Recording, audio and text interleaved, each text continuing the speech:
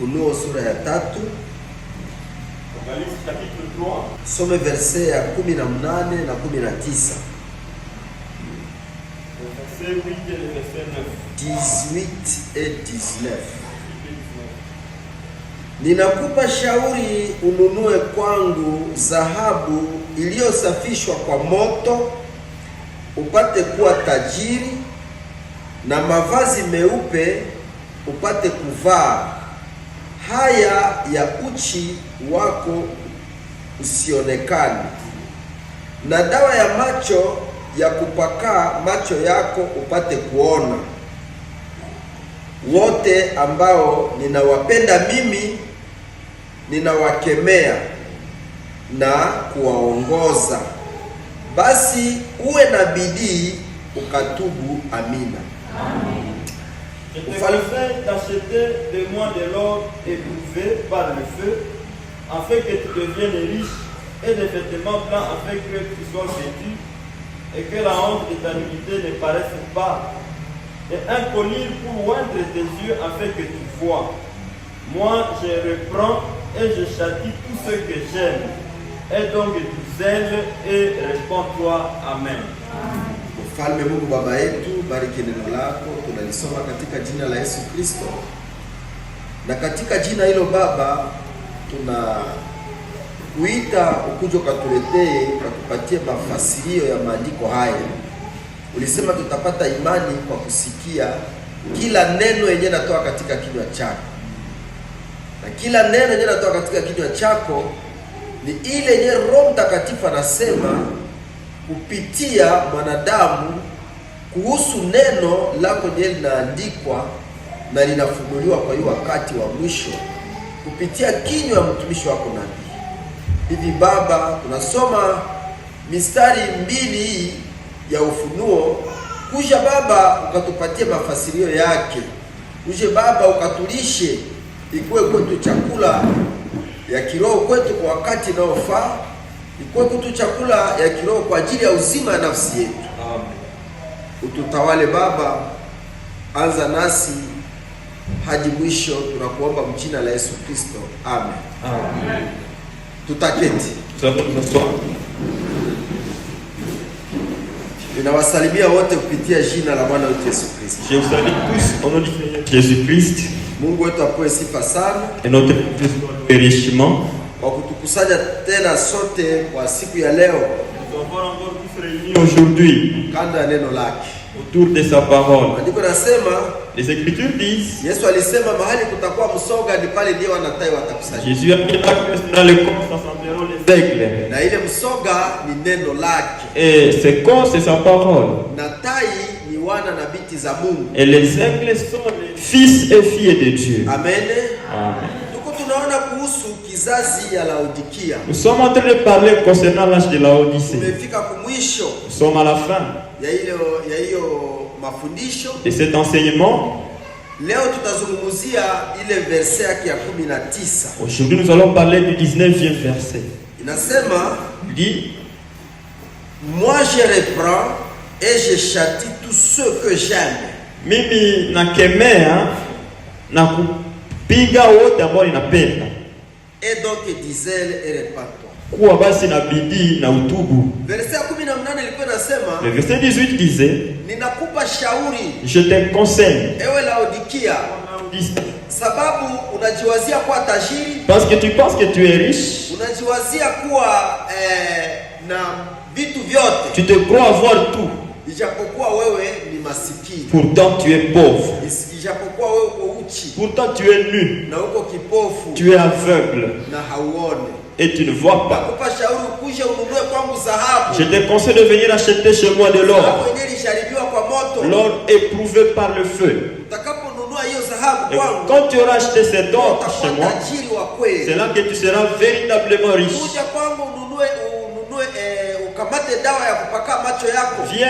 Viens prendre chez moi la collyre pour que tu vois. Viens à moi, que tu aies des habits, le vêtement blanc, que tu sois vêtu, pour que la honte de ta nudité ne puisse pas paraître. Tulizungumzia mambo yale yote. Nous avons parlé de tout cela. Ya kwamba Laodikia, Que Laodicée, kanisa ya Laodikia, l'église de Laodicée, nabii alisema hawako vipofu kabisa. le prophète a dit qu'ils ne sont pas vraiment aveugles, Lakini wanaona tu kidogo kwa karibu hapa. mais ils sont myopes, ils ne voient que ici tout près. Ufransa walisema haviko ba aveugle, biko ba myope. Ils ne sont pas des aveugles, mais plutôt des myopes. Yaani wenyewe wanaonaka tu hapa karibu. Ceux qui ne voient pas loin. Ndio Laodikia vile ndio hivi. C'est comme ça que c'est Laodicée. Yanaona utajiri ya dhahabu ya dunia. Lui voit la richesse de l'or mondain de ce monde. Anaona nyumba nyameshenga. Il voit la maison qu'il a construite, Mahekalu kubwa kubwa. des grandes églises, Magari yenyewe nayo. des véhicules qu'il a, Ufugo na sijue mulimo yenyewe nayo. l'élevage, les champs qu'il a, Pesa yenyewe nayo. l'argent qu'il possède. Ile ndio Laodikia naona. C'est ce que Laodicée voit. Kisha kanisa kubwa. Comme il a construit une grande église, Unayala watu. il y a beaucoup de gens, Pesa mingi inaingia. il y a beaucoup d'argent qui entre. Wanasema wanabarikiwa. Ils se disent être Ile bénis. ndio Laodikia. C'est celui-là Laodicée. Lakini Roho Mungu anasema, Mais l'Esprit de Dieu dit, haujui gizu uko masikini. ne sais-tu pas que tu es pauvre, Haujui gizu uko kipofu. que tu es aveugle? Haujui gizu uko uchi. Ne sais-tu pas que tu es nu? Na mimi natuambia, Le prophète dit, mtu anaweza kuwa kipofu na hajue. comment est-ce que quelqu'un peut être aveugle ne sachant pas? Atakuwa uchi na hajue. Comment il sera nu et ne sait pas qu'il est nu? Kusema, Ça veut dire, iko kipofu ya kiroho. il est nu spirituellement, Sababu aveugle spirituellement. kipofu hii ya mwili, S'il était aveugle physiquement, angelijua, il saurait. angeliita msaada. Il appellerait quelqu'un pour l'aider, Mwongozi amuongoze. un guide pour le guider. Angelikuwa uchi hii ya mwili, S'il était nu physiquement, angelikuta gizi kwa uchi angelifichama. il se sentirait nu et il se cacherait. Angelijua. Il saurait. Lakini namna gani anaweza kuwa kipofu na hajui? Comment est-ce qu'il sera aveugle, il ne sait Iko pas. uchi na hajui. Il est nu, il ne sait pas. Iko masikini na hajui. Il est pauvre, mais il ne sait pas. Kusema, Ça veut dire, iko jo uchi ya kiroho. il est nu spirituellement. Iko masikini wa kiroho. Il est pauvre Iko spirituellement. kipofu wa kiroho. Il est aveugle Yaani spirituellement. hana Roho Il Mtakatifu, n'a pas le Saint-Esprit, hana neno ya Mungu, pas la parole de Dieu. haongozwe na Il Mungu, n'est pas conduit de Dieu. anajitegemea mwenyewe Il se fie à lui-même, kubitu ya dunia, aux choses du sababu monde, ya dunia. à l'ordre du monde. Amen. Amen. Mungu wetu apewe sifa Que sana. notre Dieu soit loué. Ndio alisema kuja kwangu C'est ainsi qu'il a dit, venez à moi ukanunue dhahabu ya kweli. pour acheter des corps purs. Na Biblia inatuambia, anasema wakati Roho Mungu anasema kuja Le kwangu. prophète dit que quand l'Esprit de Dieu dit de venir à moi, Kanisa ya Laodikia leo ça veut dire que l'église de Laodicée aujourd'hui haiko na Yesu. n'est pas avec Jésus. Ndio maana Roho Mungu anasema akuje kwa C'est pour Yesu. cela que l'Esprit de Dieu l'appelle vers Jésus. Amen. Amen. Dawa ya macho ndio Roho Mtakatifu. La colline, c'est le Saint-Esprit. Roho Mtakatifu ndiye anakufunulia neno ya Mungu. C'est le Saint-Esprit qui te révèle la parole de Dieu. Kuona kenye Mungu anasema, Que tu arrives à voir ce que Dieu dit, kenye Mungu anataka ce que Dieu veut na kenye Mungu anafanya et leo. ce que Dieu est en train de faire aujourd'hui. Inaomba kuwe na Roho Mtakatifu. Il te faut avoir le Saint-Esprit. Kusema ile utajiri ni ya kiroho, Ça veut dire que cette richesse spirituelle, ile upofu ni ya kiroho, là, le fait d'être, c'est l'aveugle spirituel, ama utajirike kiroho, ou bien que tu sois enrichi upate spirituellement, kuona kiroho, que tu puisses voir spirituellement, upate kuvala kiroho. que tu puisses être vêtu Unaona spirituellement. kwamba ile mavazi meupe Nous avons vu que ces vêtements blancs, ni matendo ya haki ya watakatifu. ce sont les œuvres justes des saints. Amen. Amen. Tulisoma katika Biblia. Nous avons lu ça dans la Sasa Bible. leo tusonge mbele. Aujourd'hui, avançons. Anasema Il dit, mimi nina kemea je reprends na kuongoza et châtier wale wenye mimi napenda. ceux-là que j'aime. Mwenye anasikiaka français, Celui qui français comprend anasema bien le bien. français. C'est le français qui explique mieux. Huku Mswahili anasema Soyez wote ambao ninawapenda mimi tous ceux-là que j'aime, moi, ninawakemea je les reprends na kuwaongoza. et je les châtie. Lakini mfransa haiko kuwaongoza. En français, ça n'est pas conduire. Je reprends et je châtie.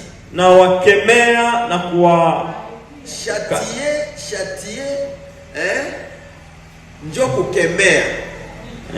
Lakini hii reprendre ni kusema anakurudisha, kukutosha kwenye uko naenda mu mabaya. te reprend, t'enlever là que tu vas dans le mal. Umurudilie. Que tu reviennes à lui. Unaenda kule yeye haiko. Parce que là où tu vas, il n'est pas là. Akisha kukurudisha Et kurezo. quand il te reprend, Sasa kemea. Et maintenant il va te châtier. Tuko tunaelewana? Amen. Français kwa mzuri kuna maneno yenyewe na eleweka bia kushindia Swahili. Le français est vraiment compréhensible que le Swahili. Hii ni kukosa interpretation ndio aseme ninawaongoza. Parce qu'ils ont manqué le mot. Sasa zingine kuongoza alikuwa ameenda mbaya ndio anamuongoza rudia huko. Oui. Sasa zingine vile. Peut-être comme ça. Okay. Sasa tuende ndani ya neno la Mungu. Allons dans la parole de Dieu. Nabii anasema hivi. Le prophète dit ceci. Anasema cet amour est l'amour électif. Hiyo upendo ni upendo wa kuchagua, wa uchaguzi. Ninakemea na ninawarudisha wenye mie ninapenda. Je reprends et je châtie ceux-là que j'aime. Ni kusema benye yeye hapendi. Ça veut dire que ceux-là que je n'aime pas, je ne les reprends pas. Je les laisse qu'ils se conduisent eux-mêmes. Il ne les reprend pas à sa conduite. Ceux-là qui l'aiment sont ceux-là qu'il reprend et il les châtie. Nous comprenons. C'est Dieu qui est en train de le dire. Si moi je danse ce langage,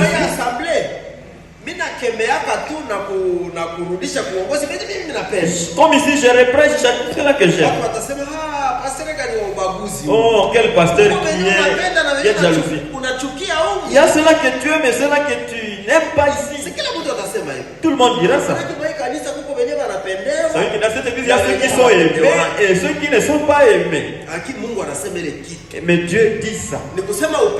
C'est-à-dire que son amour, c'est un amour électif.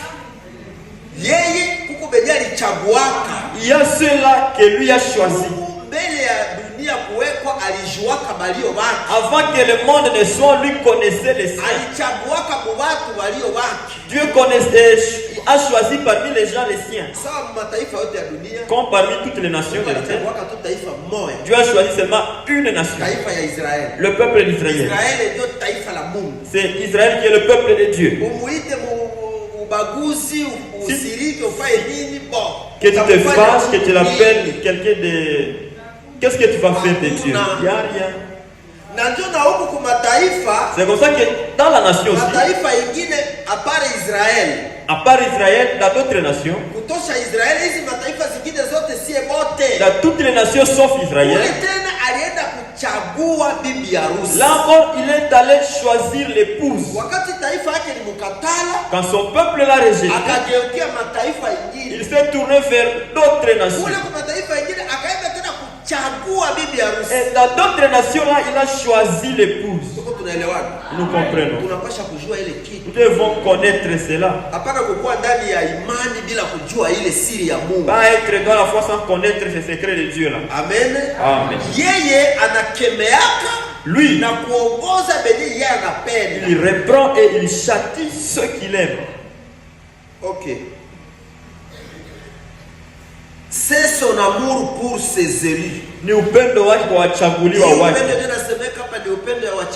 wake. Et son amour pour eux ne dépend pas des mérites humains. Na upendo wake kwao haitokana na kustahili ya kianadamu. Amen. Ce n'est pas que tu vas te forcer. Tu vas te forcer de bien agir pour que Dieu t'aime. Non. Dieu t'avait aimé. Donc tu vas faire le bien parce que Dieu t'a déjà aimé. Dieu a préparé les bonnes œuvres pour ceux-là qu'il a aimés. Pour que lorsque ces gens seront sur cette terre, pratique ces œuvres-là. Non, je vais me forcer. Je fasse le bien pour que Dieu m'aime. Non. Dieu t'avait aimé. Et il t'a préparé les bonnes œuvres que tu fais. Et quand tu sais cela, c'est pour cela que toi, comme remerciement, tu ne veux pas faire le mal.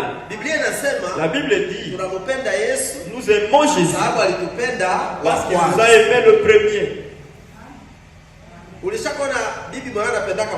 Tu as déjà vu une épouse qui aime l'époux. C'est le mari qui aime. Quand tu vas vas l'aimer parce qu'il t'a déjà aimé. C'est pour ça que la Bible dit, hommes, aimez vos femmes. Et femmes, obéissez. On n'a pas dit que vous, femmes, aimez vos maris. Non. Tu vas m'aimer comment? La femme va aimer quoi chez l'homme? Tu as créé l'homme, il n'y a pas quelque chose qui va t'attirer à l'aimer. À moins qu'il y ait une exception. Exception, c'est d'assez Joseph. Tu vois l'homme comme Joseph? Il était beau. La Bible dit qu'il était beau. La femme de Potiphar l'a regardé.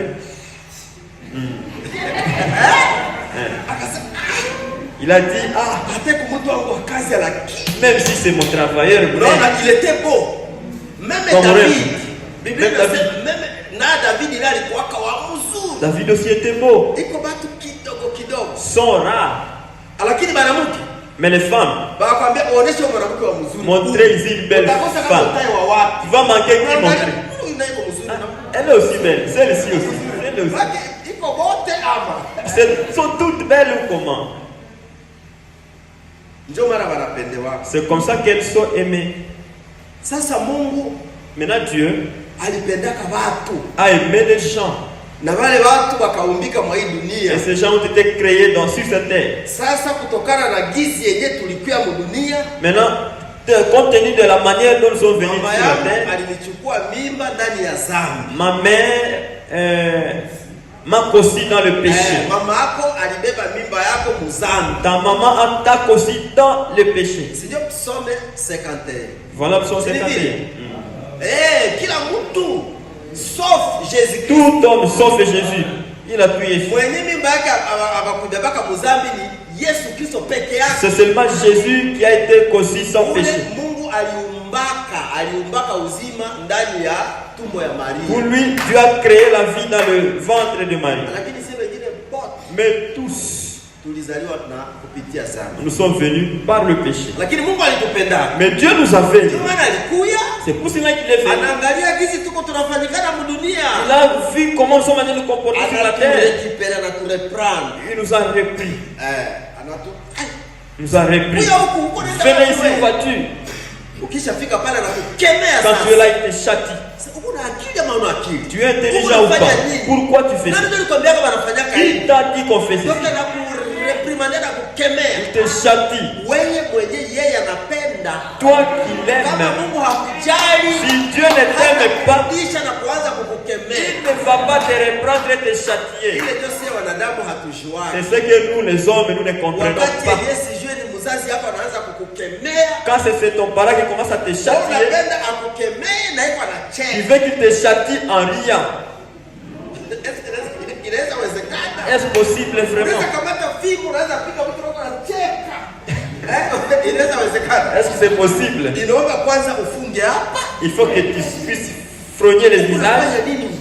Qu'est-ce que tu fais toi? Maintenant nous les hommes, quand on te châtie, tu penses qu'on ne veut pas de toi. On n'est même pas dans cette église. On n'aime pas. Pourquoi on suit ma vie privée? Donc on est en train de suivre dans la vie. C'est donc qu'on aime. Il y a des gens qui sont ici, on ne s'inquiète pas de que tu sois là, que tu ne sois pas là. Il n'y a personne qui te demande. Si on t'écoute, non, tel que dans le rideau là-bas, personne n'ira te chercher.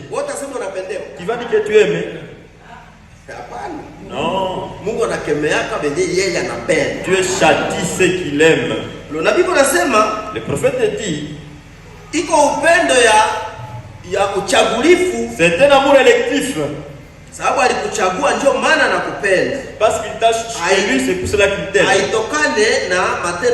Ça ne dépend pas de tes bonnes œuvres. Ça ne dépend pas de tes mérites. Car il est dit que Les desseins de Dieu subsistent par l'élection. Maana kusudi ya Mungu, les desseins de Dieu, inaendelea pale sababu inaendelea ijapokuwa hali yako, quel que soit ton état, ijapokuwa kushindwa yako, quelle que soit tes faiblesses, chaguzi ya Mungu inaendelea na wewe. L'élection de Dieu continue avec toi, sababu yeye anakupenda, parce qu'il t'aime. C'est-à-dire exactement le contraire des œuvres, kabisa kinyume ya matendo, kinyume ya matendo ama kazi ndio unaweza fanya, ou de quoi que ce soit que l'homme est en lui-même. Ama haizuru kitu gani ambayo mtu kwa yeye mwenyewe. En effet, hivi avant que les enfants fussent nés, mbele watoto wazaliwe, il avait déjà dit, alikuwa amesemeka, j'ai aimé Jacob, alikuwa amesema nimependa Yakobo, j'ai haï Esaü, na nimechukia Esau. Tusome pale sasa. Lisons cela. Tusome pale ndani ya Waroma. Lisons cela dans Romains. Ndani ya Waroma sura yake ya 9. Romains chapitre 9. Laodikia kuko baya Mungu. Na bale baya Mungu ndio mwenye Mungu kunaita. Et ce sont ceux-là de Dieu que Dieu est en train d'appeler. Na wakati anakuita, et quand Dieu t'appelle, anakukemea, il te châtie. Tutaona hapa nabii anasema kukemea haiko kusema anakupatia malipizi. Le prophète dit que te châtier c'est pas dire qu'il te donne une punition. Iko kuku sawa giza na kutombokea kusudi utengenee. C'est comme te blâmer pour que tu sois en ordre. Kwa mzuri, que tu sois quelqu'un de bien. Romains 9.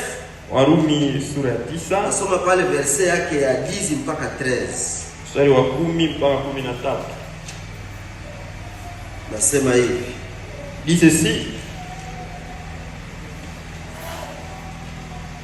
Wala si hivyo tu, lakini wakati Rebeka alipokuwa na mimba kwa mmoja yeye Isaka baba yetu, kwa maana bado hawajazaliwa wale watoto wala hawakufanya maneno mazuri au mabaya, ili lisimame kusudi la Mungu kuchagua, si kwa sababu ya matendo, lakini kwa sababu yake anayeita.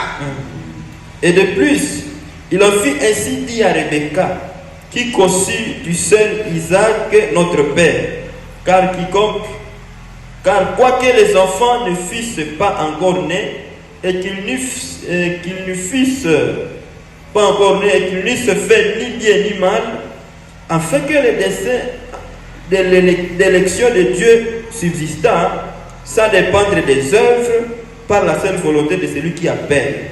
Aliambiwa hivi, il fut dit à Rebecca, mkubwa atatumikia mdogo, l'aîné sera assujetti au plus jeune. Kama ilivyoandikwa, c'est là qu'il est écrit, nimependa Yakobo, j'ai aimé Jacob, lakini nimechukia Esau, et j'ai haï Esaü.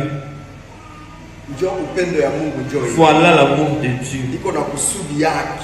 Il a son dessein. Mbele Esau na Yakobo bazaliwe, avant que Esaü et Jacob ne fussent, Mungu alikuwa alishapenda yake Yakobo. Dieu avait déjà aimé Jacob. Na unabii ulikuwa ishasema, et la prophétie avait déjà dit, mimi napenda mdogo, moi j'aime le petit, na ule mkubwa mimi simupendi, et le grand là je l'aime pas, na mkubwa wala atakuwa mtumwa ya mdogo, et le grand sera assujetti aux jeunes. Wakati hawayazaliwa ta, avant qu'il ne fût né, hakuna mwenye alikuwa ishafanya kizuri wala kibaya. Personne n'avait commis le mal ou le bien. Mungu alikuwa ishapenda mmoja, Dieu avait déjà aimé l'un et refusé l'autre. Ndio uchaguzi yake. Voilà son élection. Basi kama wote ni baya mzuri. Toutes les femmes sont belles. Lakini wakati unataka oa hautakapata wote baya. Tu vas pas prendre toutes les belles. Wale mzuri tena utaselectionner. Na parmi ces belles encore tu vas sélectionner. Utafute amo mmoja. Pour que tu trouves une que tu aimes. Tuko tunaelewana. Amen. Na vile Mungu anafanya. C'est ce que Dieu fait. Anapenda kutokana na uchaguzi yake. Il aime selon son élection.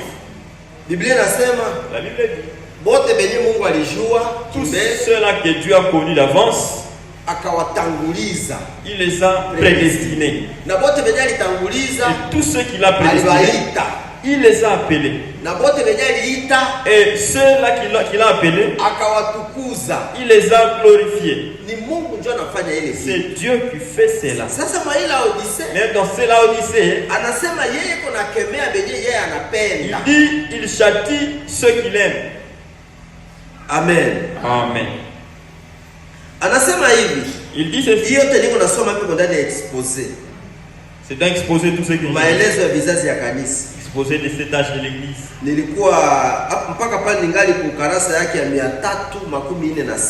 Je suis encore à la page 346. Et maintenant, ça, il dit aux siens, je reprends et je châtie tous ceux que moi j'aime. Narudisha na kukemea wote ambao ninapenda. Reprendre, kurudisha, c'est réprimander. Ni kukemea. Réprimander, c'est dénoncer. Kukemea ni kusema, wazi, envie de corriger, ili ukaripie, kuhamakia kwa sauti. C'est ndio kukemea. Réprimander, envie de corriger. Donc, ule muzazi mwenye anapazaka sauti, les parents là qui lèvent la voix comme ça, ni kusema ule kona kemea mtoto yake. Ça veut dire qu'elle est en train de réprimander. Il voit que cet enfant est en train de il est en train de se pervertir. Parce qu'il l'aime. Il ne veut pas le laisser dans cet état. C'est comme ça il va blâmer. Il va le réprimander. Et il va le réprimander. Il peut même le fouetter. Il ne le frappe pas parce qu'il ne l'aime pas. Il veut ouvrir son intelligence. Ne faites plus ça. Un homme ne dit pas ce que tu viens de dire comme ça. Voilà la réprimande. C'est dénoncer, envie de corriger. Châtier ne signifie pas punir.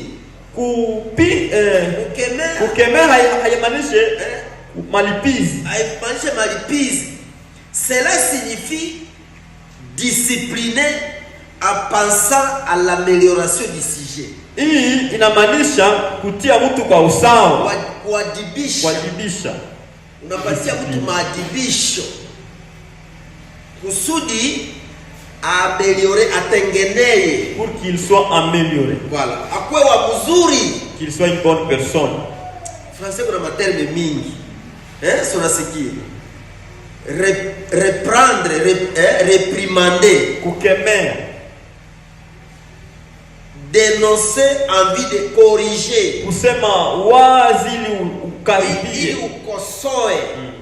Kukorije ni kusema kutosha mtu mkosa, enlever quelqu'un dans l'erreur, anakukosoa, te corrige. Tuko tunaelewana? Sasa Mungu anafanyaka vile kubenye yeye anapenda. Dieu fait tout ça à ceux qui l'aiment. Mungu akupenda na kuacha makosa yako. Si Dieu ne t'aime pas, il va te laisser dans tes désordres. Il ne va pas te corriger. Kama mzazi yako hakujali, si ton parent ne s'inquiète pas de toi, acha ufanye vile unataka. Il te laisse faire ce que tu veux. Unaingia wakati unataka. Tu entres dans la maison quand tu veux. Les parents sont calmes. Ne pense pas qu'ils t'aiment. Les parents sont déjà là depuis 18h. Toi tu arrives à 21h, 22h. C'est calme. Toi tu penses qu'il t'aime. Ne s'inquiète plus de toi. Tu es difficile, fais ce que tu veux. Comme les parents ont échoué, c'est le monde. Il va t'apprendre. Il te laisse au monde. Que tu fasses. C'est le monde qui t'apprendra. Ça c'est encore l'amour. Je ne sais pas si vous me suivez. Cela signifie discipliner. En pensant à l'amélioration du sujet. C'est exactement ce que nous trouvons dans Hébreux 12, de 5 à 11. Acha tusome pale. Waebrania Hébreux 12, 5 à 11. Niko nasoma kwa français. Frère atakuwa tona interprete Mswahili. Sababu Mswahili kuna maneno mingi kule nyaya tumetrize. Waebrania 12 mimi naanza ku verset ya 5. Hébreux 12 chapitre verset 5. Paulo anaambia Waebrania hivi. Paul dit aux Hébreux: Vous avez oublié l'exhortation qui vous est adressée comme à des fils. Mumesahau maonyo ambayo mulipokea kama wana, kama kwa wana. Mumesahau maonyo yenye mulipewa kama wana. Mulipewa ile maonyo kama wana ama kama binti. Vous avez reçu ces exhortations comme des fils. En français, ma fils ama fille de quelqu'un, fils ou fille de quelqu'un. Iko plus que enfant. Ni zaidi ya mtoto. Bote ni batoto yangu. Tous sont mes enfants. Lakini mwana ama binti yangu ni zaidi ya mtoto. Mais mon fils ou ma fille est plus que mon enfant. Tuko tunaelewana? Unaweza kuwa mtoto yangu na huko mwana wangu. Tu peux être mon enfant sans être mon fils. Unaweza kuwa mtoto yangu na huko binti yangu. Tu peux être mon enfant sans être ma fille. Unanielewa? Vous me comprenez? Bote watoto wangu. Tous sont mes enfants. Lakini bote habiko wana mabinti zangu hapana. Tous ne sont pas mes fils et mes filles. Kuko wenye mie sijali yake tena nao. Il y a ceux-là dont je ne m'inquiète plus d'eux. Biko tu pale sababu tumie ndio nibazala. Ils sont seulement là parce que c'est moi qui les ai mis au monde. Lakini habiko mu programme zangu. Mais ne sont plus dans mes programmes. Muzazi hakutengea yake tena kitu. Les parents ne planifient plus rien. Tu es son enfant mais tu n'es plus sa fille. Tu es son enfant mais tu n'es plus son fils. Celui-ci est mon enfant bien-aimé à qui j'ai mis toute mon affection. Mon fils, c'est pas mon enfant. Il a dit mon fils, mon fils bien-aimé. Pas mon enfant bien-aimé. Mon fils est supérieur à mon enfant. Tous sont des enfants. Mais tous ne sont pas des fils et filles. Chaque fils est enfant, chaque fille est enfant. Mais chaque enfant n'est pas fils ou fille. Vous avez eu des exhortations comme à des fils. Un fils, c'est un bien-aimé. C'est ma fille. C'est-à-dire qu'il est fier de toi. C'est que tu ne peux pas le décevoir. S'il voit que tu n'es pas stable, c'est mon enfant celui-ci. S'arrête par là. Il est aussi mon enfant. C'est tout. Il dit avec beaucoup de réserve.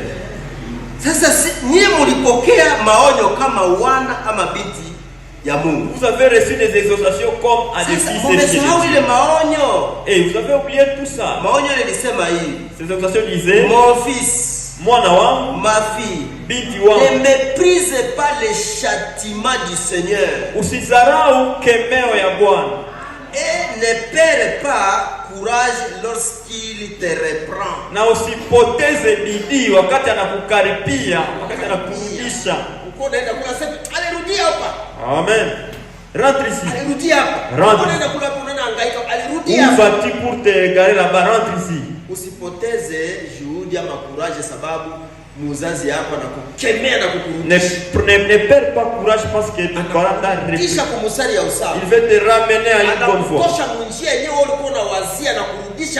Il t'enlève dans la voie que tu suivais pour te remettre dans sa voie. Car le Seigneur châtie celui qui l'aime. Sababu Bwana anakemea yule ambaye anapenda. Et il frappe de la verge tous ceux qui le reconnaissent pour ses fils. Na napiga na fimbo wote ambao wanawajua kuwa wana wake ama binti zake. Ukakuwa tu mtoto yangu, si tu es mon fils, unafanyikana niko na kuangalia tu. Je te regarde.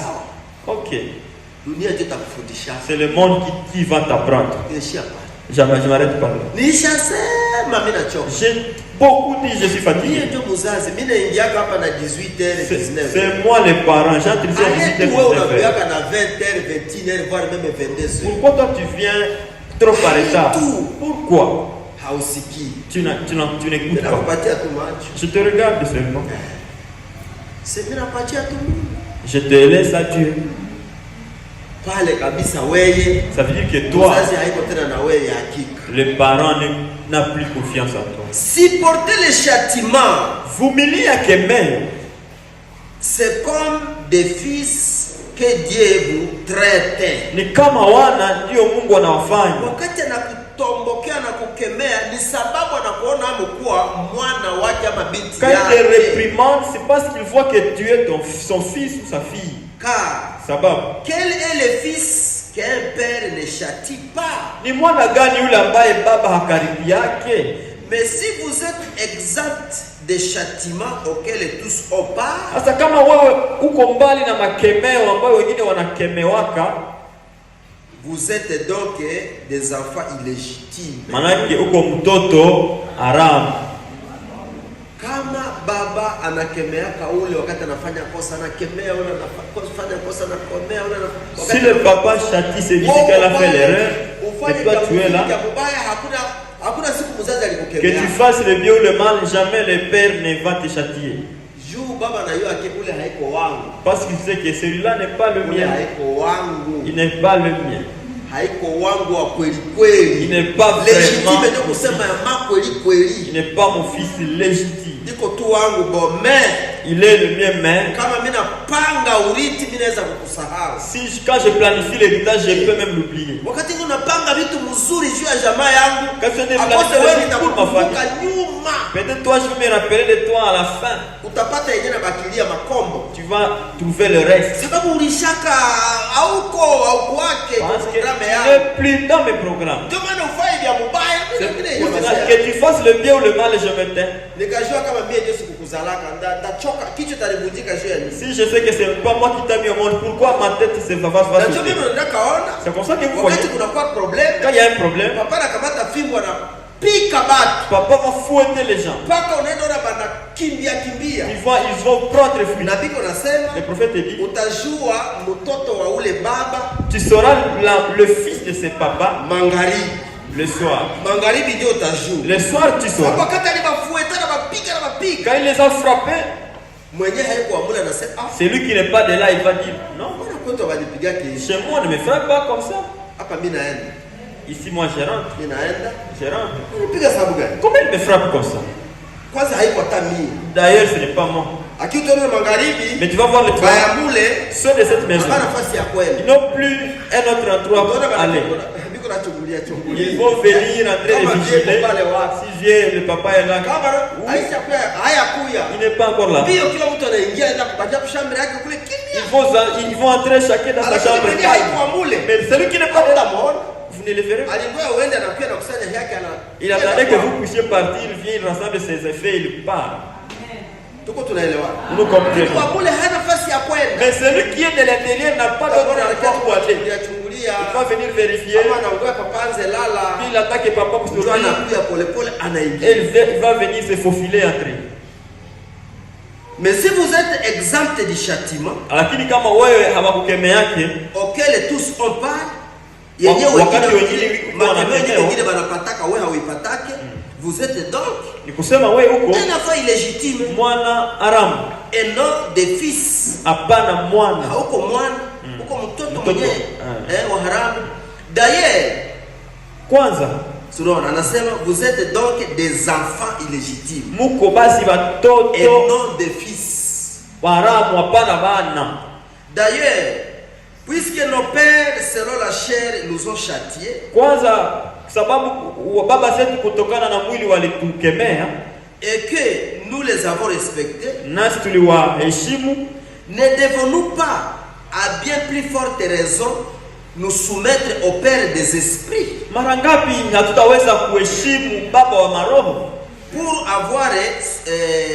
avoir la vie?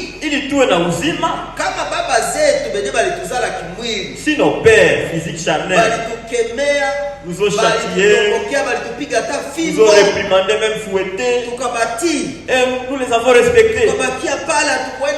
Nous sommes restés là, nous sommes partis nulle part. Nous avons accepté les punitions qu'ils nous ont données.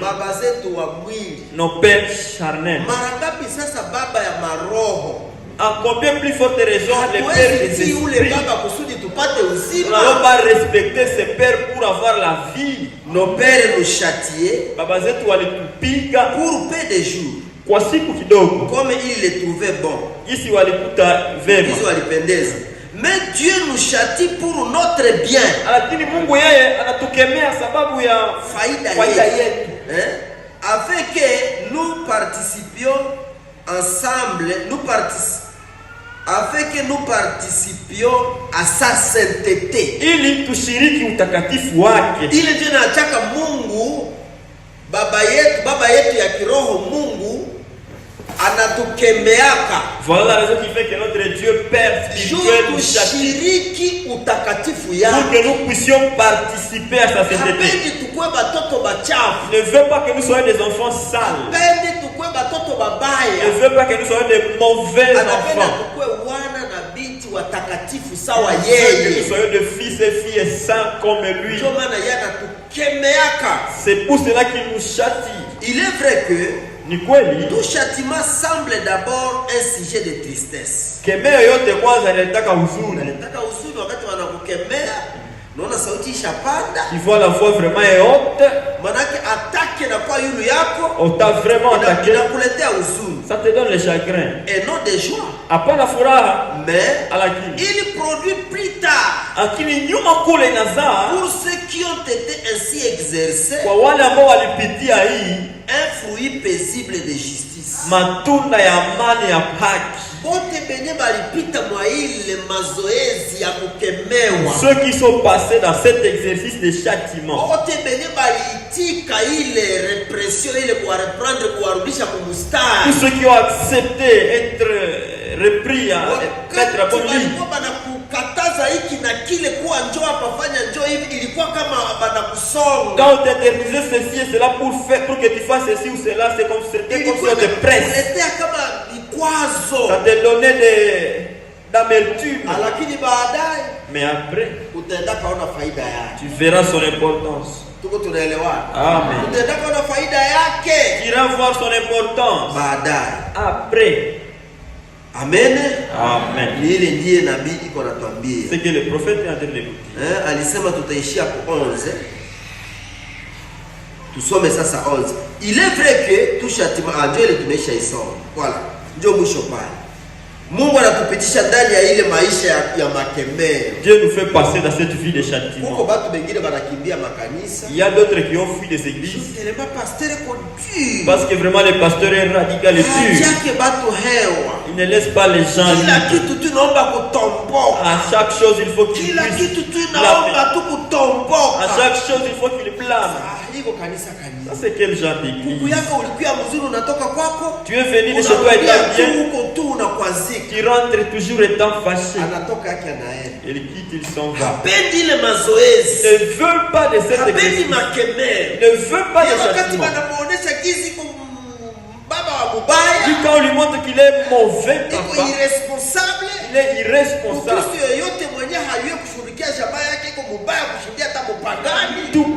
Tout homme qui n'est pas en mesure de subvenir aux besoins de sa famille est mauvais qu'un païen. C'est la Bible qui le dit. Quand tu lui dis des choses pareilles, non, moi et ce pasteur, ça ne va pas. Ça c'est ma vie privée. Et vous voyez, il commence à disparaître. Il n'est plus parmi les gens. C'est quel genre de femme qui ne sait pas garder? Le mari ou le père, c'est comme un bébé. Le mari, on le berce. Donc tu prends ton mari comme quelque chose comme ça. C'est comme ça que quand se trouve entre les mains de la prostituée, la prostituée va me le faire manger. Tu veux encore quoi, chérie? Je ne veux pas ça. Il va fabriquer vite. Alors que ce que la prostituée fait, c'est que toi tu devrais faire. Quand tu dis à la sœur les affaires de bercer Marie, dis-moi, je ne suis pas là, je ne suis pas à ces affaires. Et c'est ça sur la prédication. Il quitte, il s'en va. Celui-là c'est Un enfant Donc bâtard. haiko wa mule. Il n'est pas de là. Anakatala makemeo. Il refuse les châtiments. Anakatala fimbo ya Il neno. refuse le fouet, la réprimande. Anakwenda. Et il s'en va. Yeye anapenda bangilimuacha afanye kenye anataka. Lui voulait qu'on le laisse faire ce qu'il veut faire. Ndio Kikristo yenyewe tumefikia leo. C'est ça le christianisme que Kristo anapenda nous voulons. ajiongoze mukanisa. Les chrétiens veulent qu'il se conduise lui-même dans l'église. Alors qu'un chrétien c'est une brebis a toujours un berger. Pas faire tes propres affaires. Tu vis ta propre vie. Et tu penses que c'est ça ce qui est parfait. Non. Non. Quand le berger va te regarder, tu dis non, pas ça. Viens, je te donne le verset. Voici. Comme nous avons vu là-bas, il est nu et ne sait pas. Le prophète Adam et Ève étaient nus là-bas dans le jardin. Éden sans les savoir. Parce que le voile saint de la gloire de Dieu leur couvrait les yeux. Ça veut dire le Saint-Esprit.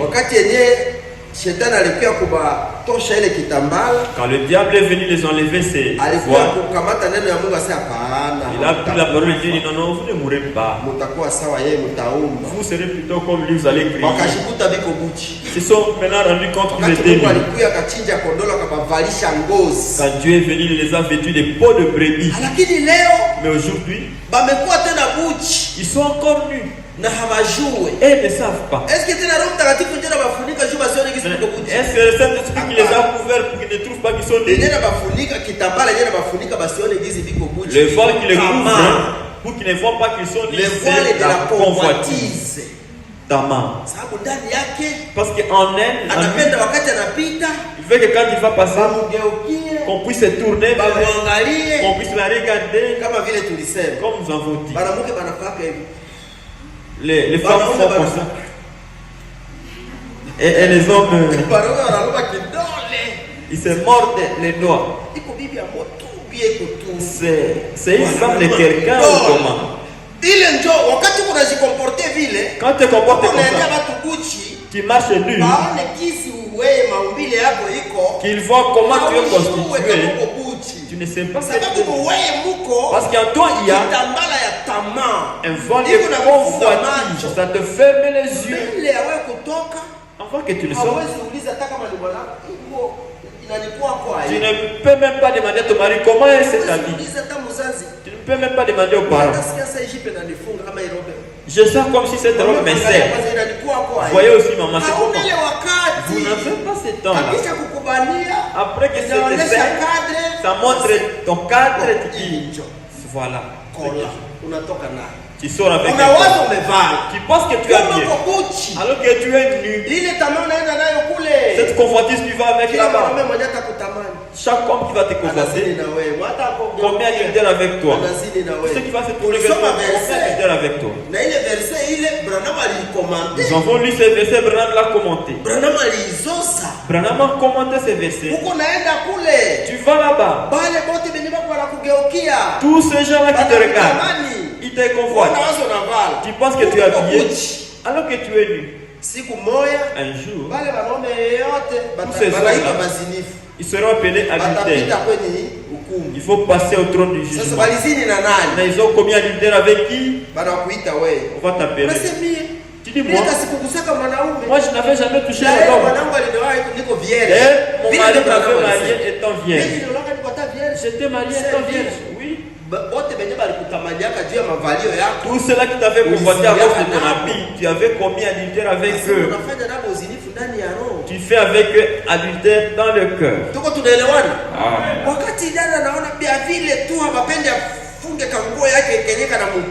Quand la seule fois qu'on ne veut pas qu'elle s'habille comme ça, elle se dit non, il y a plusieurs assemblées.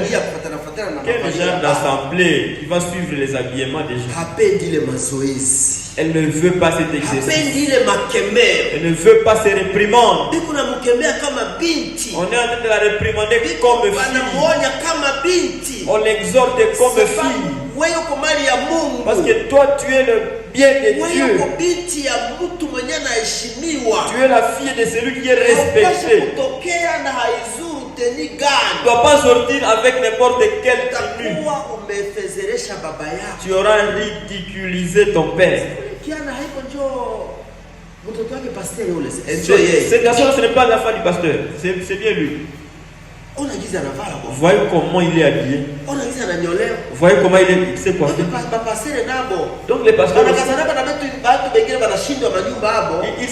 ils parlent beaucoup de gens alors que dans leur maison ils ont échoué. Voilà. Qu'est-ce que tu manifestes? Et tu montes.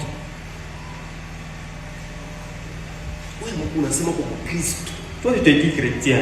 Ça veut dire que tu as l'esprit de Christ. Ton mari, ton époux c'est Christ.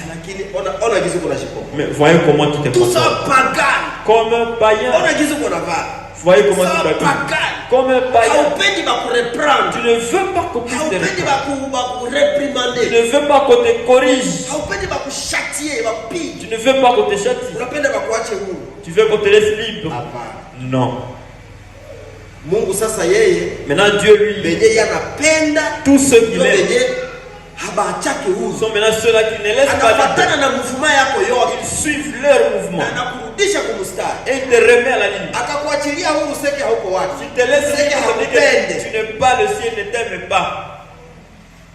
Nous comprenons.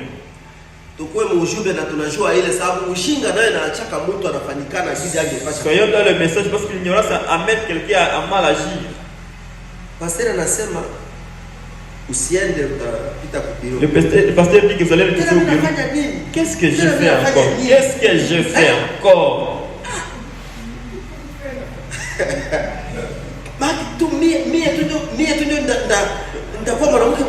Vous savez que c'est seulement moi la mauvaise femme ici. Vraiment toi. Pourquoi tu vas dire au pasteur?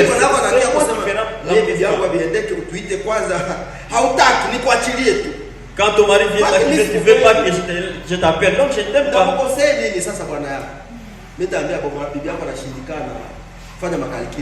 Je vais dire, ta femme est difficile, fais ce que tu fais.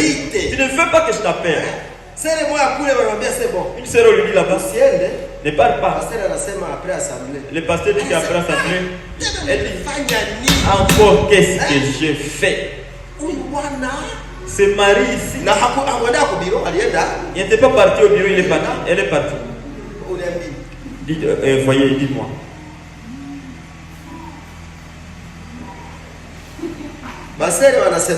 Les sœurs disent que je ne puisse pas chaque fois écouter les autres. Ma faiblesse est bien qu'on a. Ne m'amène pas les faiblesses. Si tu m'amènes ça, je vais le dire. J'ai dit ici le nom de quelqu'un. Si le pasteur connaît tes problèmes, il va en dire à la chaîne. Tu veux que je dise quoi? Tu ne veux pas que je parle de tes affaires. Tu veux que je te laisse dans tes affaires. Non, je ne t'aime pas. Et quand j'ai parlé de tes affaires, j'ai cité ton nom. Je t'ai doigté, j'ai dit que c'est telle soeur. Oh, la sœur de John ici. Les femmes des soldats ne sont pas converties. Moi, je t'ai cité. Oh, quand le pasteur a la fin de quelqu'un à la chaîne, tu as quel esprit? Que je ne parle pas de tes affaires, que je parle de l'affaire de qui? Je parle de tes affaires. Ceux qui sont là. Si je parlais en bien de toi ici, est-ce que tu seras fâché?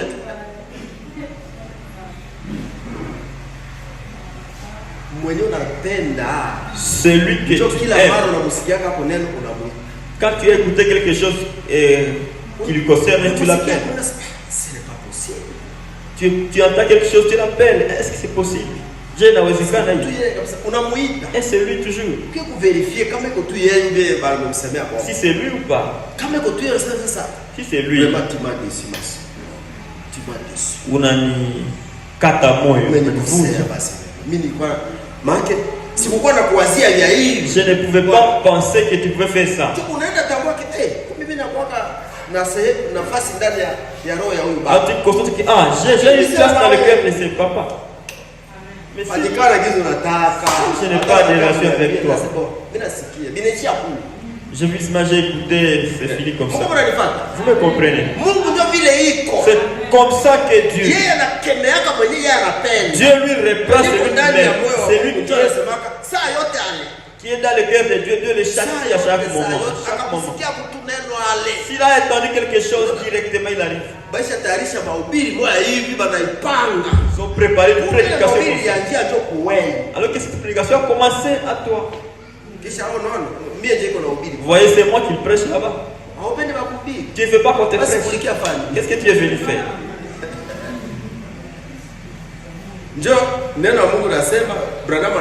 La parole de Dieu dit, quand on te prêche comme ça, ça fait mal. Mais tu vois plus tard, c'était important. Alors, ça va. Voici à quoi consiste l'amour de Dieu. Dans son amour, il désirait une famille à lui. Mungu katika upendo wake, dans son amour, alikuwa anapenda il voulait na famille yake, avoir sa propre famille. Une famille de fils, des fils semblables à lui. Or, devant lui, toute l'humanité gît comme une seule masse d'argile. Watu wote wiko pale tu sawa kikundi moja ya udongo. Nakuwa pale watu wote iko kama vile sawa maiti moja iko pale, yulu pale haizikiwe kwa pale haipumue tena. Ulimwengu yote iko vile sawa. Le monde entier est comme ça devant les yeux. Alors de cette même masse, kwa hiyo udongo, ile udongo ile yenyewe haina uzima, il fait maintenant des vases d'honneur, anafanya vyombo vya heshima, et des vases d'un usage vil, na vyombo ambavyo tunatumikisha kazi ya burebure. Ile udongo de cette même terre, yeye kama mfinyanzi, lui le potier, anakamataka ile udongo, il prend cette terre, anatengeneza hii chombo ya mzuri, il fabrique un vase d'honneur, itaendaka kukua ku salon, qu'il va mettre dans les salons, itakuwa sijue bac à fleurs pale ku salon, qui sera un bac de fleurs du salon, qui orne pour ornement. Et l'autre, de cette même terre, il va fabriquer une casserole comme ça. C'est qu'on met au feu de bois là-bas. On lave que l'intérieur. Mais le derrière on lave.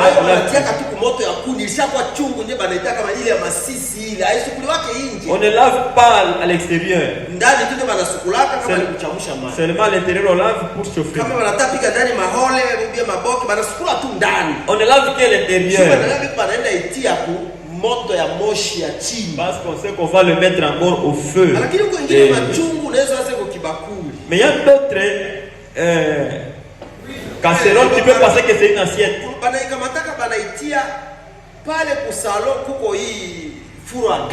On le met là, il y a un four à gaz, il n'y a pas de fumée. Vous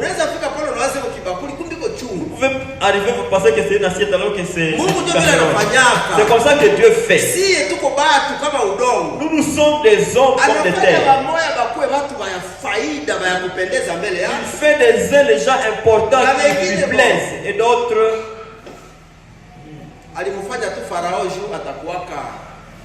Il a fait Pharaon pour qu'il ait un cœur dur. En fait, qu'à partir de ce cœur dur, que Dieu fasse des miracles en Égypte à partir de Moïse. Dieu l'a fait comme ça. Il n'accepte pas facilement. Il fallait que Dieu le fasse accepter. Quand les fils aînés, les filles aînées sont morts, ils ont senti que c'est comme ça que Dieu s'est fait.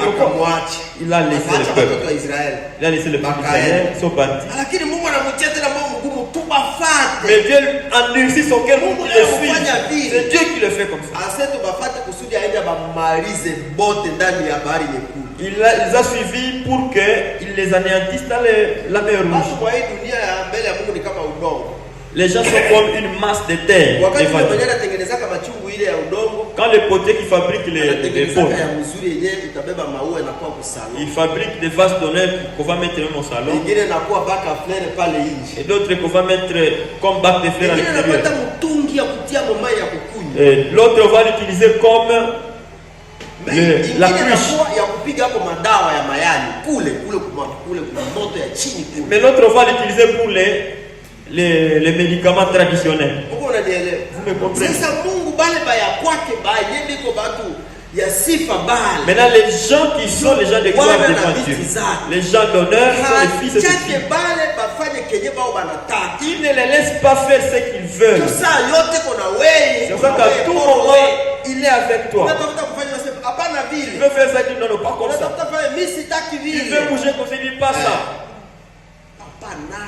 Et papa aussi exagère. Pourquoi j'étais né dans cette famille?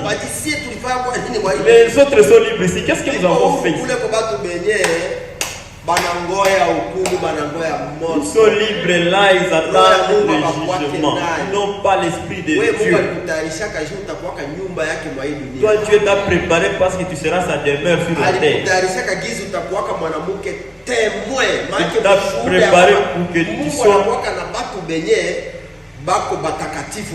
que tu sois une femme témoin qui va le témoigner.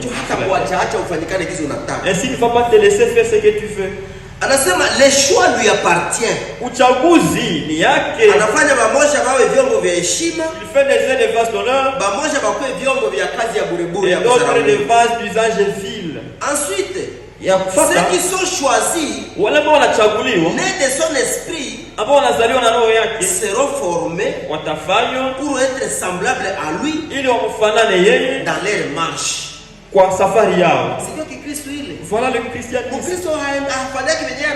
Un chrétien ne fait pas selon ce qu'il veut. C'est pour ça que Branham a dit, toi chrétien, dans toutes choses, même dans des petites choses, va demander ton pasteur. Ne passe pas, n'imagine pas. Je veux faire ceci, pasteur. Qu'est-ce que je vous me conseille? Et si tu vois un frère ou une soeur pareil,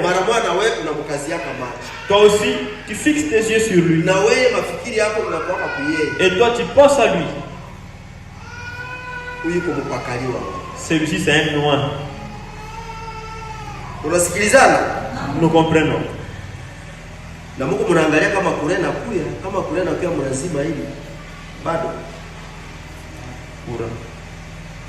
Il y reprend avec patience ceux qui sont les siens, ceux qu'il a choisis. Il veut les former pour qu'ils lui ressemblent dans leur marche. Un chrétien ne doit pas marcher comme il veut. C'est la parole de Dieu qui va te dire comment tu dois marcher. C'est pour ça qu'il vient, il te reprend avec patience, avec douceur et avec miséricorde. À toi qu'il veut, toi qu'il a déjà aimé, ne se fatigue pas.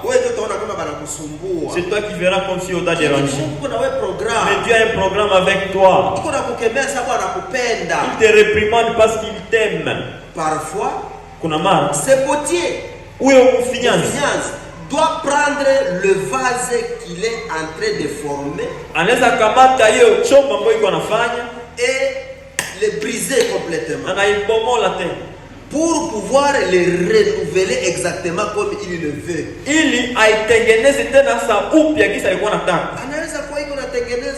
Il peut être en train de fabriquer, de former. Il arrive quelque part, ça le dérange. Il veut arranger, ça ne tient pas.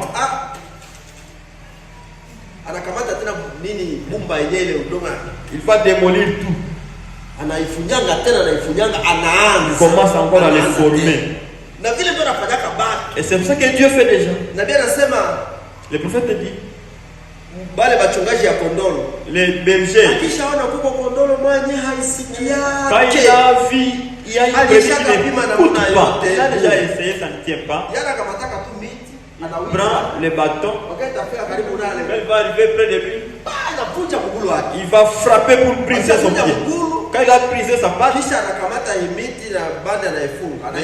il va prendre et arranger, il prend ça. Quand tu es quelqu'un de déchet, tu as brisé la patte de brebis. J'étais fatigué avec. Je veux que ça reste. Ça reste là près de lui, il va briser sa patte. Maintenant, nous, les hommes, tu ne veux pas qu'on fasse ça.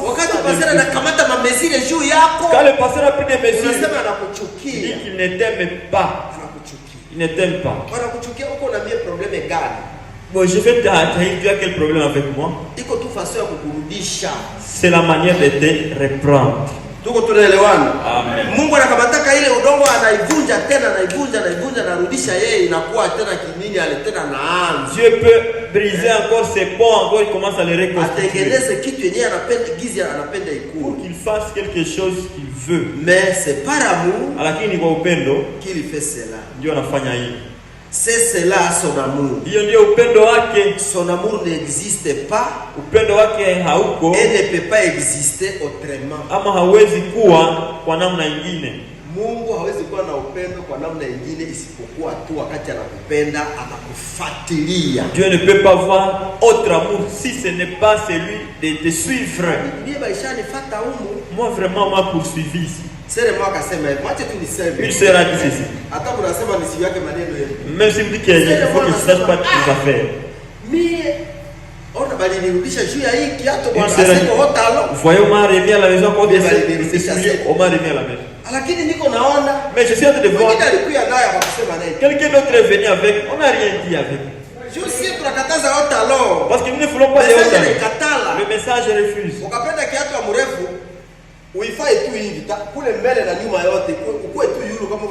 Si tu veux avoir un soulier à... Oui. Mbele na nyuma yote uende tu mwaje. Hapana mbele na kwa chini. Pas que en face et en bas. Na talon ndio na kwa juu. Et le talon maintenant devient haut. Hapana hivi.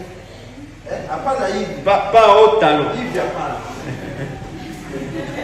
Huko na kanyama, kule kuko chini, huko kuko juu. Tu piétines. Hapana hivi. Les doigts sont par terre, les talons en haut.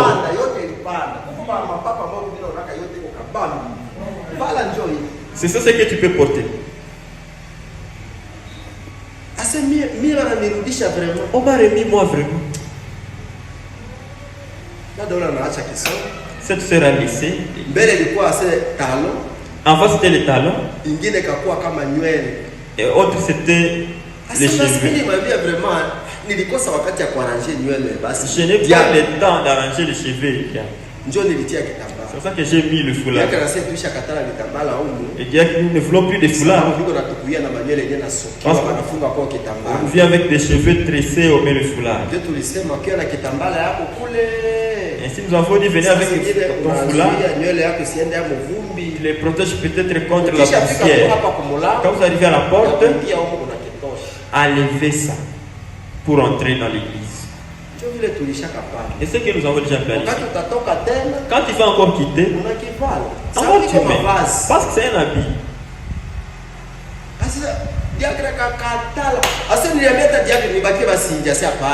J'ai dit mon diacre que je reste à l'extérieur. Alors moi je trouve que on n'a pas besoin de moi là-bas.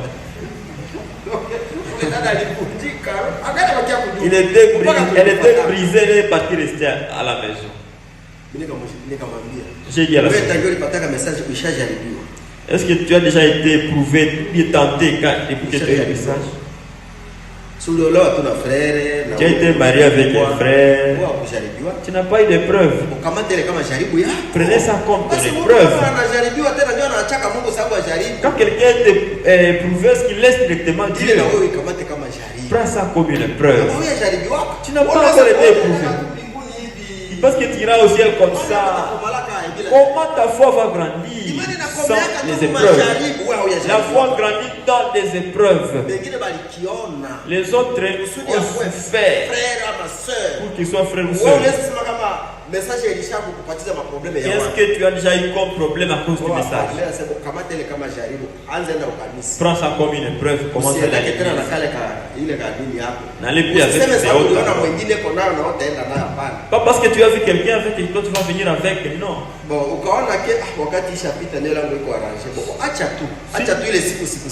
Si tu vois qu'il est en train de pas arranger parce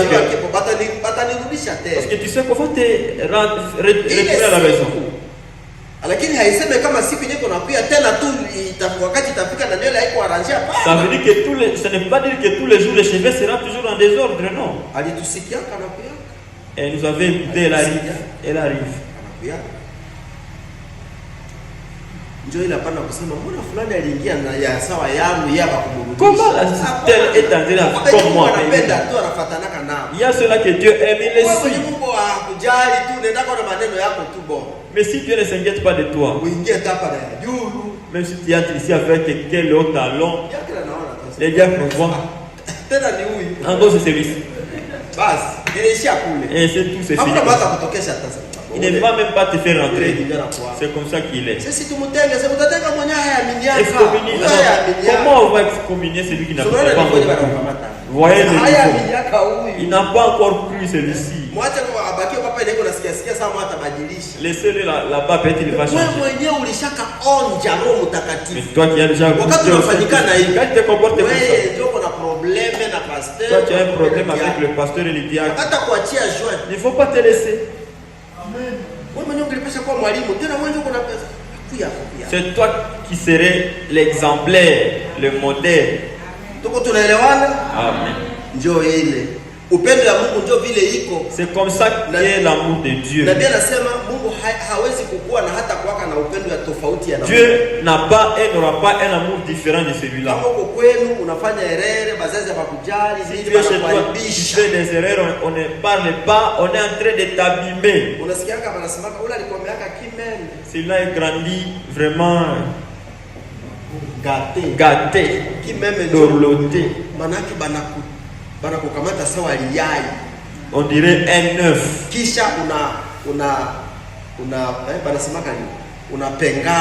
Maintenant, tu te penches d'un côté mal. On te dorloté. C'est là mon fils cadet, ma cadette. Laissez-la, laissez-le. Mais il est en train de... Il sera un insensé, quelqu'un qui n'a pas de respect, ne connaît pas travailler. Il n'aura pas un bon langage. Qu'on les laisse qu'il soit vraiment ton chouchou.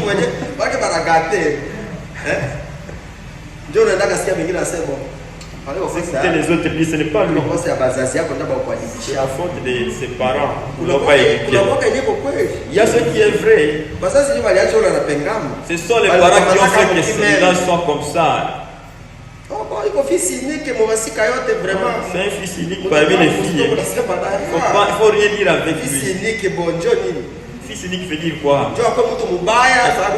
Qu'il soit quelqu'un de mauvais parce que c'est ma fille unique, ne dites rien.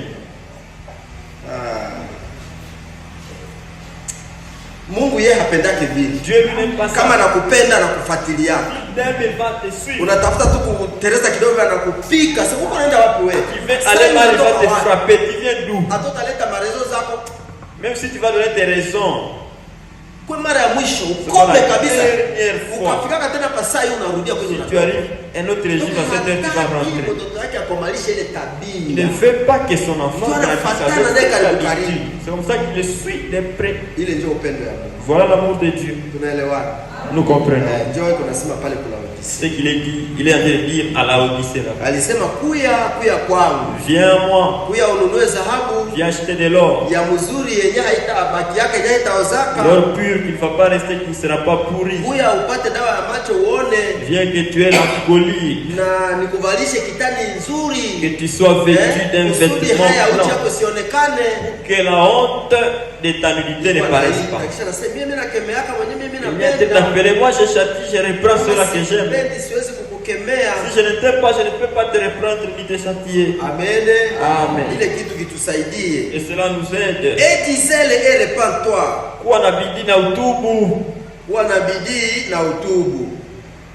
Disait Bidi. Cette fausse église Anna. Hiyo kanisa ya mbaya iko na kanisa ya bongo bongo, makanisa ziko huko hata yenye haiko mpango ya Mungu, bako na juhudi. Ne vous y trompez pas. Son zèle est tout à fait semblable à celui des Juifs.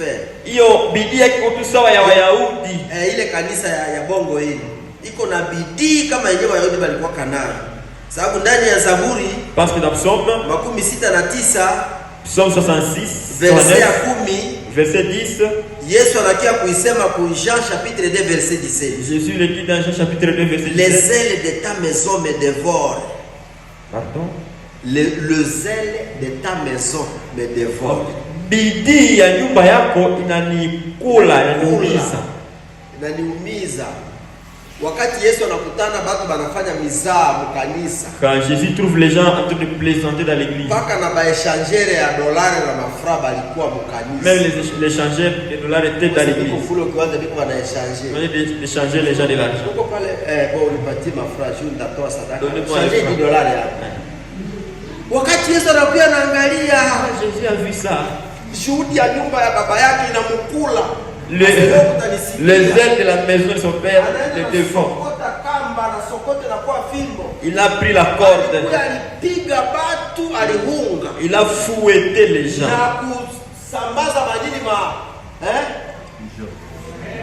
Mahembe mavitu gani kama ilikuwa mandazi kupiga hayo hivi kabisa kusukuma vitu bale asetu pigeon ndio hakuziachilia hakuzirukisha. Nisoma fasi yenyewe aseme zile mahua tu ndio aliziacha. Plutôt qu'il a laissé les colons. Kilimuumiza unyumba ya baba mkanisa ndio vitu hivi kunatendeka. L'église, c'est là qu'on fait des choses pareilles.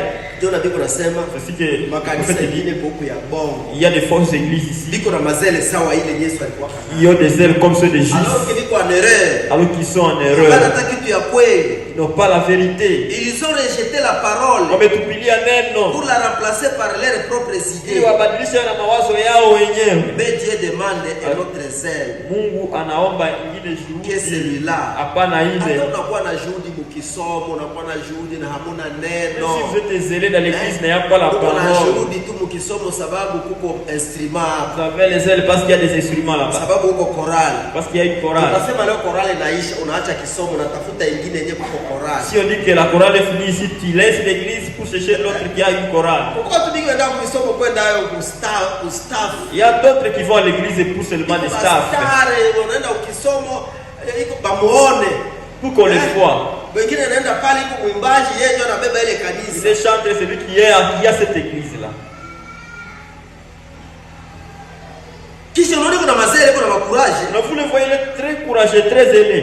Neno Mungu nasema hapana. La parole de Dieu demande un autre zèle. Mungu anaomba ingine juhudi, ile bidii hapana ile. Les zèles qui provoquent ces cris. Hiyo bidii hapo inatosha hiyo sauti. J'ai tort. Niko nakosa. Mungu anapenda juhudi yenyewe. Dieu veut des zèles inaleta kutubu. Qui provoque ces cris. Et diselle et répands-toi. Kuwa na bidii na utubu. Juhudi ya kukuleta kutengeneza maisha yako. Le zèle qui va t'amener à arranger ta vie. Juhudi ya kupia kukanisa kusudi usikie neno yenyewe itakuinua kukutosha dunia. Le zèle qui va t'amener à l'église pour écouter la parole qui va t'enlever dans le monde. Mais ce qui mais qui avouerait qu'il a tort. Lakini hiyo bidii ambayo itatamka kwamba unakuwa na kosa. Sur quoi toutes ces dénominations sont-elles fondées? Hii madhehebu zote zinaundwa juu ya nini? Sur la prétention d'être ceux de l'origine. Juu ya kujiwazia kuwa wale wa kwanza. Ndio balianzaka si ndio tuko na watu mingi hapa. Il y a beaucoup de gens ici.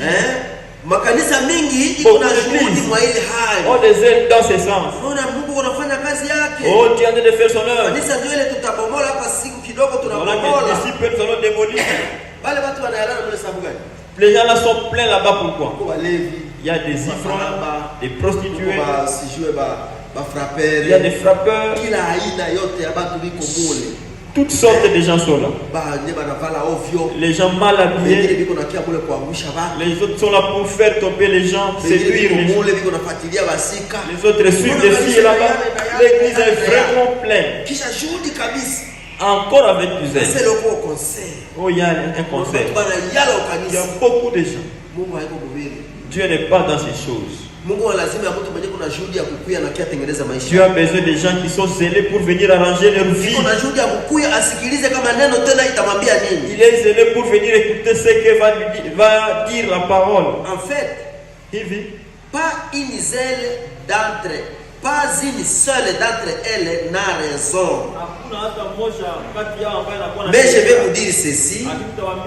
Je ne crois pas que ce soit seulement à la fausse église que Dieu dit de se repentir. Siwazia kwamba ni kwa kanisa ya mubaya ndio tu Mungu anasema watubu. Mungu haiko anaita tu Laodikia ile yenye iko bila kuona ndio batubu. Dieu n'appelle pas seulement Laodicée à se repentir. Haiko tu ile makanisa yenye haivale ndio Mungu konaita. Ce ne sont pas seulement ces églises qui ne sont pas habillées que Dieu appelle. Dans ce verset, ndani ya hiyo il parle à ses élus. Anaongelea pia wachaguliwa wake. Et aussi ils doivent se repentir. Wao pia wanapaswa tubu.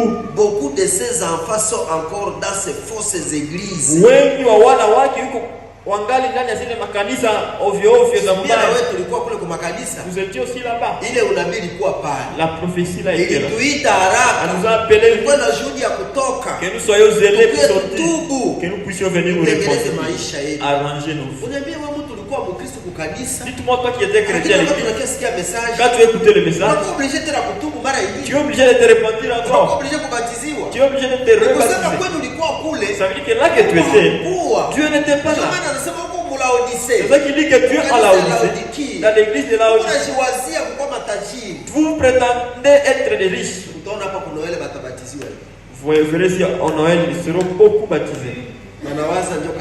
Ils pensent que ça les veut. Voyant ceux qui sont baptisés, il y a des bébés nombreux. Vous baptisez un bébé, qu'est-ce qu'il a fait? La Bible dit celui qui croira et qui sera baptisé sera sauvé. Si tu baptises quelqu'un qui n'a pas mais avec tout ça, les gens se disent c'est pour cela qu'il fallait que l'Esprit de Dieu nous appelle pour quitter là-bas. Que nous venions nous repentir. Beaucoup de ces enfants sont encore dans ces fausses églises. Ceux deux dont il est question dans Ephésiens 5:14.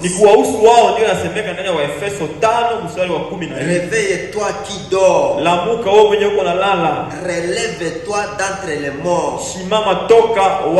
Et Christ t'éclairera. Il est dans Ephésiens 5:14. Lamuka, réveille-toi. Relève-toi d'entre les morts. Et Christ t'éclairera. Dormir n'est pas être mort. Ceux-ci dorment parmi les morts.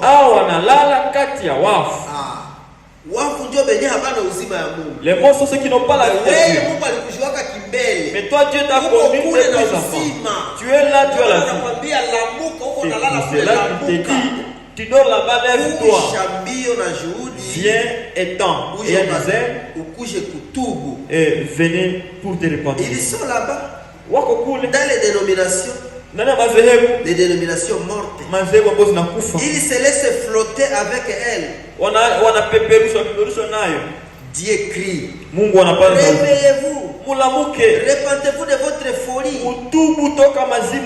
Ils sont là en train de prêter leur influence, wakipana wakikopesha mvuto yao, ushawishi wao, de donner leur temps, wanapana wakati yao et leur argent, na fedha zao, en fait leur vie même, hata uzima wao à ces dénominations, kwa zile madhehebu, dénomination antichrist, madhehebu ambazo zinapinga Kristo, croyant bien faire, wakiamini kwamba wanafanya, wakiwaza wanafanya mzuri. Il faut qu'ils se repentent, inawabidi watubu, ils doivent se repentir, wanapaswa watubu, il faut qu'ils changent de pensée, inawabidi wabadilishe mawazo et qu'ils se tournent vers la vérité, na wageukie kweli.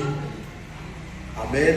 Amen. Ile njoo inaacha tunapatikana hapa. C'est ce qui fait que nous puissions nous retrouver ici. Nous étions là-bas. Nous avions la vie de Dieu. Dieu nous avait connus d'avance. Alors nous sommes retrouvés là-bas, dormons là-bas, parmi les morts. C'est pour cela qu'il nous a appelés. Et alors nous sommes pour venir nous repentir. Et quand nous repentons, maintenant Dieu notre Père nous suit de près. Tu veux faire encore comme tu faisais là-bas, il va te frapper.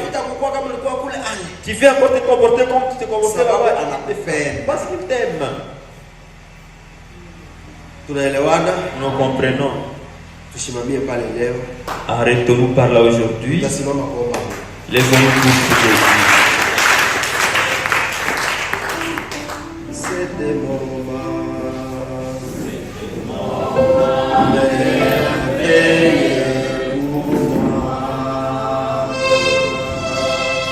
C'est un moment merveilleux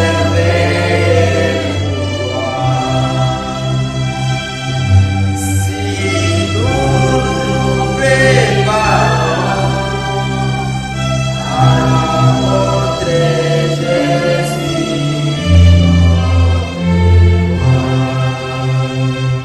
Quel moment merveilleux sera cet